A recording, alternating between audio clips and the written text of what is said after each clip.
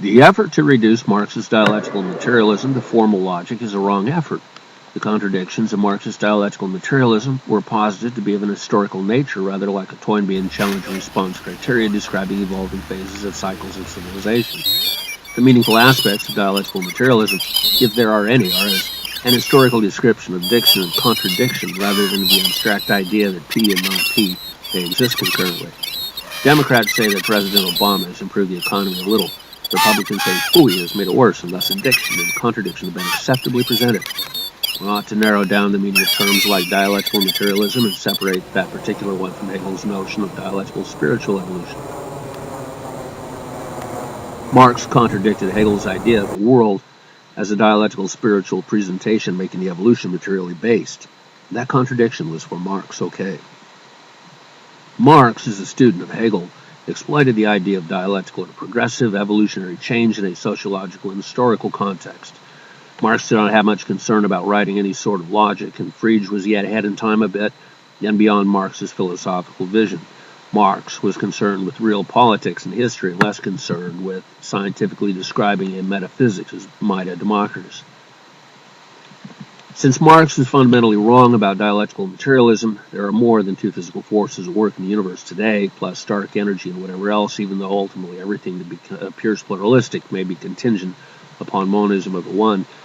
It becomes retroactively theoretical or perhaps necessary to construct a hypothetical dialectical material logic for academic purposes if one wants to model a theory of meaning of contradictions that Marx may be credited with, yet did not have.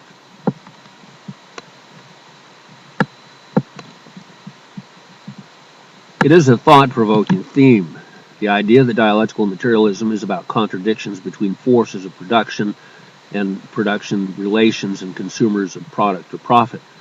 One might regard DM as about the producers, and the homeless, landless people and aristocrats are of oppressors and oppressed. Dialectical materialism as dualism is perhaps an inadequate all-purpose tool for realistic empirical analysis. In contemporary global economics, producers are declining, corporate bureaucrats and stockholders increasing proportionally. Maybe some of the 90s bunk about creative destruction was stimulated by Boston Marxists.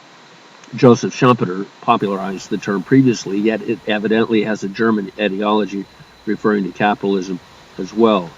Schoferisch Zerstörung. In other words, the concept of creative destruction wasn't invented by the author of Batman considering his character the Joker. Perhaps human experience is reducible in some respects to the self, other dualities such as Sartre presents, in being a nothingness, as well as in the critique of dialectical reason. In the latter case, the individual regards society and its social evolution. Sartre described death as the complete triumph of the other. For those of faith in eternal life, awareness that Jesus Christ has overcome death brings assurance that death is not the last word. One moves beyond solipsism and the odd internal evolutions of ideas in that and leaves the problem of solipsism to the one of Plotinus. Even our Christian God was wise enough to overcome the problem by being a trinity forever. The proliferation of ideas and forms may be identified sometimes with number. However, we know the word and object or number and object relationship are nominal associations at best. The dialectical material approach would have worked better in 5th century Athens or Persia as a heresy of Zoroastrianism. Dialectical in the day of Marx meant two-part. It would have been electrifying if Marx had used dialectical to describe the flow of electrons flowing toward positive and negative contradictions, yet that would await a later inventor of ideas. One suspects that the dark energy of the universe is a monopole in contradiction of gravity, drawing the world away from immediate pluralism toward the deep, membranous abyss of negativism. Accentuating the world away from immediate pluralism toward the deep, membranous abyss of negativism repeats that sentence. Accentuating the positive was a source of hopefulness in the beginning of metaphysics. I would think the 19th century Germans ran toward pessimism. Nietzsche is a mess, making gods in Twilight of Wagner's play figures. Schopenhauer believed the world was an evil illusion, and Schleiermacher had to overcome the culture despisers of Christianity. What a world is will and idea. The good old days of Hegel's spirit evolving to realize itself in history, like our Jewish God being just a tadpole, growing up as the world and with Germany as the highest example, yet of the increasing genius Had only Kierkegaard as a contradiction, making excellent criticisms in Stages in Life's Way and elsewhere left-wing Hegelians feared to tread. 2 is not the same as 3, yet we might stipulate that some Marxists could hypothesize that a 2-part evolution, such as yin-yang, is the equivalent of 11-dimensional M universes. C.S. Peirce developed the concept of dialectical domination of thought. One gets a Wankel rotary evolution on thought instead of the good versus evil sort of progress. I believe I would agree with the photographer that Marx is more of an historical realist rather than a metaphysician. If one applies Marxism to cosmology, one gets nonsense, and if one applies it to politics, one finds a much more applicable verisimilitude of value. Marx published in Capital after Darwin published his theory on the origin of species. Capital is concerned with history and politics, especially of England, and it is a fair enough sociological analysis. Much of the latter Soviet-era Marxist philosophy was a sycophantic effort by Stalinists to rise in the bureaucracy as apparatchiks of ignorance.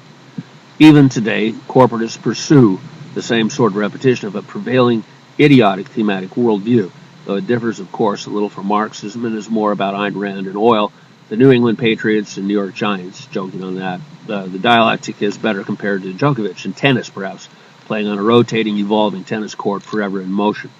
NPR and allocation of the broadcast spectrum to the rich instead of the internet.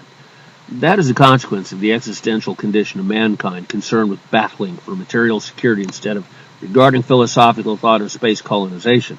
There is plenty of material for human security, yet the method of fighting for material production compels some poverty to exist. Considering quantum mechanics as a neo-Marxist clash of material contradictions is a little weird.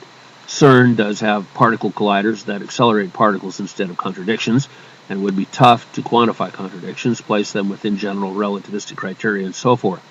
Neither would I believe that ideas arise from social contradictions so much as social networks, or even better, neural networks within self.